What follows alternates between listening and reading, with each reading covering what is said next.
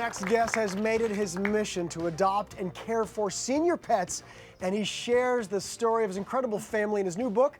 It's a children's book, by the way, The One and Only Wolfgang. Please welcome to our home the one and only Steve Greig, along with Edsel, one of his dogs. Welcome, Steve. We did a whole group thing there. And, of course, Larissa, this is very near and dear to your heart as well, so you're joining us as well.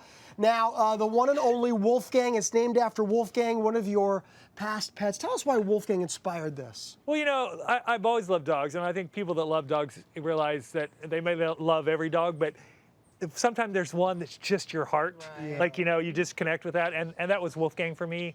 And he got hit by a car and killed, and I had really a lot of trouble getting over it. And finally, I decided something good needed to come out of his death, so I went to the shelter and I adopted the oldest dog they had, and it was immediately healing. And why the oldest dog? Because I wanted a dog that may not have lived. You know, he died, but maybe a dog that wouldn't have lived gets to live because he died. So that was the whole reason behind it. What a guy. Because that's what happens, though, isn't it? In the shelters, the older ones are the ones that are euthanized. Right. All dogs, you know, are in trouble there, but especially the seniors and dogs with disabilities. I mean, they don't stand much of a chance. Oh my goodness, Steve, you're amazing. I know, You're like, he's like your spirit animal. I know. You know a thing or two about adopting senior dogs and what goes along with it. You have Granny Pants yourself. Yes, I currently have Granny Love Pants. the name. She's my foster. She's basically a 3-year-old in a 15-year-old body. Right. I think she tricked me. She has so much energy and spunk to her. She's hysterical. She makes me laugh every day. She had basically all her teeth pulled, so her little tongue hangs out. But you know, I do think what you were mentioning is that people don't realize how prominent it is that people dump their older dogs in shelters. It's hard to fathom for the regular, you know, Joe Schmo off the street, but it happens by the millions. Absolutely. Just because the dog gets old, they just say, we're going to drop you off? Yep, they can't pay for it. Yeah, you know. there's a myriad of reasons, but several of them I've adopted because they said they didn't have time for them. And it's like a senior pet requires less time than younger dogs, so it doesn't make sense a lot. Yeah, a lot of misconceptions, and we'll get to those in a little bit. But first, let's talk about, talk about being easy to care for. We've got a senior dog right here. He looks really high maintenance. Yeah, this is the epitome of a senior dog. Time for that. He just sleeps all day and you feed him. Let's talk about The One and Only Wolfgang, the children's book that I mentioned a little bit earlier. Okay. Obviously, Wolfgang is featured. Tell us a little bit about what else we can see in the book. Well, the reason I wanted to do the book, it's basically about how all these dogs and a chicken and a rabbit and a pig, we all live together and, you know, kind of as one big family. And I wanted And this to is do... true. You have all these animals. This is real life, everybody. Yeah, they all live in the house. And I just thought it'd be a good message for kids. Oh my goodness. Instead of learning about the new school or the new bike or the new dog, new puppy, you know, that they learn that old is cool too. Including a turkey. I have, you know. That's new. The turkey's new. Oh, turkey's new. What's Now, turkey's name? Tofu. Tofu the turkey. And we saw Bikini the pig. Yes. Is she a potbelly pig? She's, believe it or not, she's a mini potbelly. Potbelly's a big. Now, I think this is interesting too. I'm not sure about the potbelly pig or Tofu the turkey, but I understand many of your pets sleep in the same bed as you do. Well, not the turkey, not the pig. 6 of the dogs sleep in the bed, and then there's one on one side and one on the other side. Is there any room for you? Tell me you have a California king. I've learned to sleep in the same position. Like, just I don't take up much room. You know why? You know why I love you so much? Why is that? You make me look normal. I've only got 4. You've got about 12. I get that message a lot.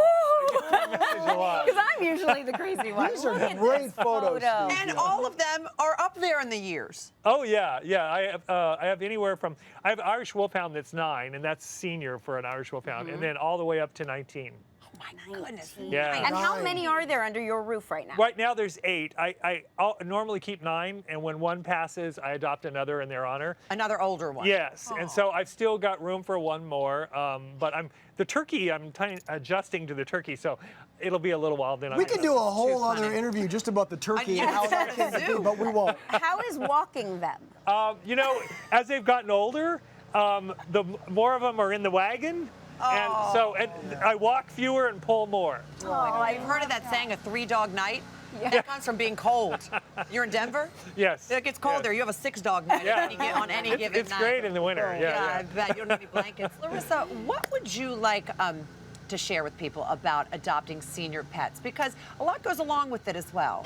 I mean, look, we talk, you know, rainbows and flowers and butterflies here, but there is a responsibility to these dogs. And a lot of them sometimes, not all of them, but sometimes they have rotten teeth that need to get pulled, or their hearing's going a little bit, or, you know, whatever Special issues that they diets, have. Yeah. So I know a lot of people do get nervous, especially about vet care, medical costs. Sure. And that is a real thing. I can't, you know, push that under the rug. What I would say is that A, there is pet insurance, so look into that. B, and what I would really love people to take away from this is that there are so many rescues that realize how great seniors are now and are specializing in seniors. They can't do it without fosters. Yeah. So if you sign up to be a foster for a senior rescue, you're taking in an animal, thus saving it, and they're paying for everything that goes on with it. Wow. That's the promise. That's the compromise you make with the rescue. And they pay, you love. And shelters are begging for fosters. Yes. They really are. Yeah, so you can still do it. And I figure you're the best guy to ask this to, that's for sure.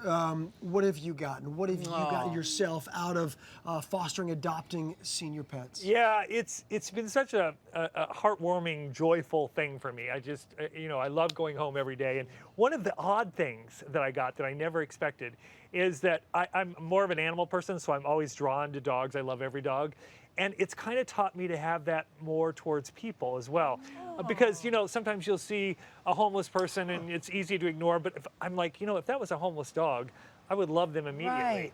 And it's helped me make that transition. That's Yeah, really it's been interesting. very eye-opening for me. Wow.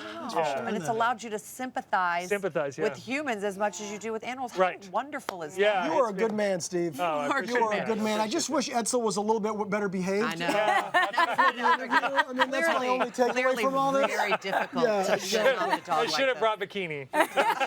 Louis, thank you as well, of course. The one and only Wolfgang is available now wherever books are sold. And be sure to follow Steve on social media. You saw some of the photos earlier. There's a lot more just like that. They're phenomenal. You will not be sorry. Meanwhile